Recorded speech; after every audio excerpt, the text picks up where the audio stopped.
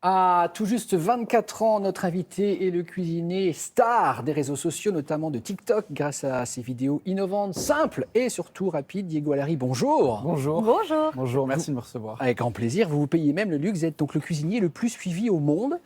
Votre actualité, c'est la sortie de ce livre, votre premier livre. Ça s'appelle 40 recettes en moins de 30 minutes. Donc c'est chez Hachette Cuisine. Donc vous les avez classées, il y a en moins de 20 minutes, 10 minutes et 30 minutes. Donc vraiment pour tout niveau en cuisine. Alors pour ceux qui ne vous connaîtraient pas, Diego, sur les réseaux sociaux, voilà ce que vous expliquez à vos followers. Regardez une recette. T'as un pain un peu trop sec à la maison, regarde cette recette. Tu commences par enlever le chapeau, tu le creuses et t'enlèves le pain à l'intérieur. Hésite pas à bien gratter le fond pour laisser de l'espace. Après, dans une poêle, tu fais sauter quelques lardons.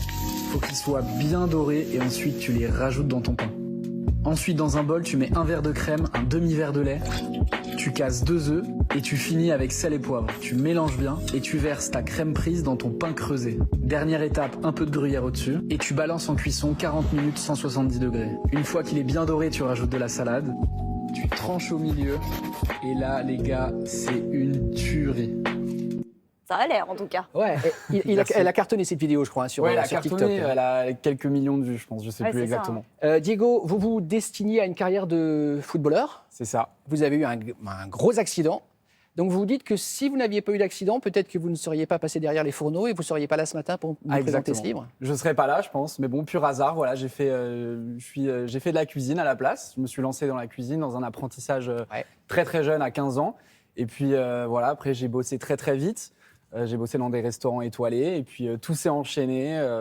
Et puis voilà, maintenant j'en suis là, je sors mon premier livre et je suis super content, j'ai des super retours. Enfin voilà, tout va bien. Je suis très heureux. Comment elles naissent les recettes ? En fonction de ce que vous avez dans le placard, de ce que vous avez dans la tête ? Ouais, c'est un peu ça, en fonction de ce que j'ai dans le placard. C'est des petits trucs qu'on peut avoir tous à la maison, des céréales, enfin voilà, ça dépend. On peut faire des recettes avec un peu tout. Des pommes de terre, du fromage. Là, par exemple, là, c'est un aligot ça a l'air tellement simple. C'est-à-dire quoi ? Il faut que ce soit facile, il faut que ce soit facilement reproductible chez soi. C'est quoi la règle ? Oui, il faut que ce soit reproduisable pour tout le monde.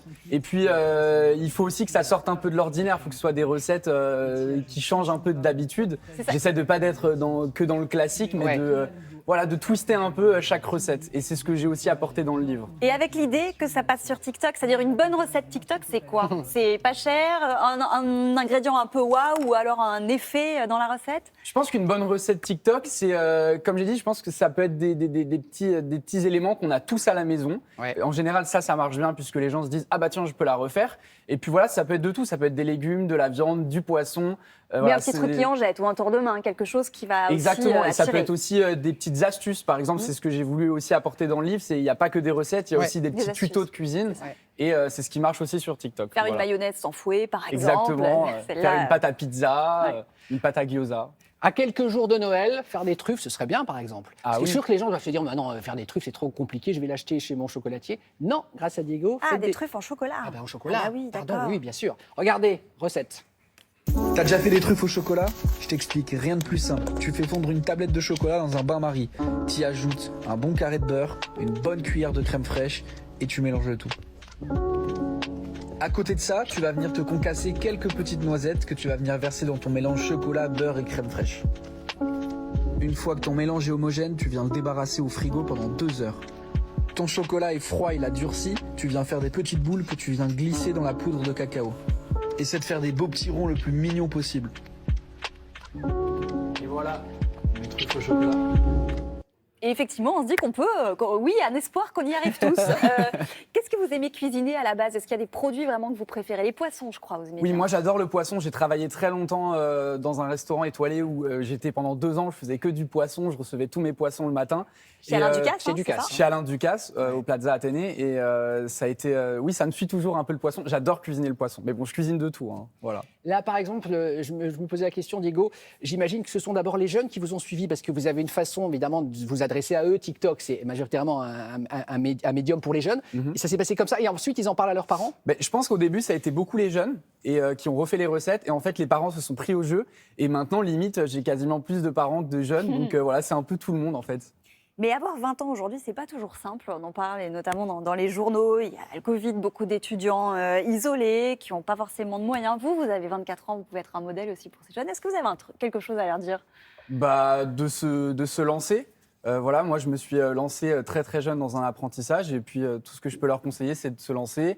Aux parents, je peux leur conseiller de pousser leurs enfants.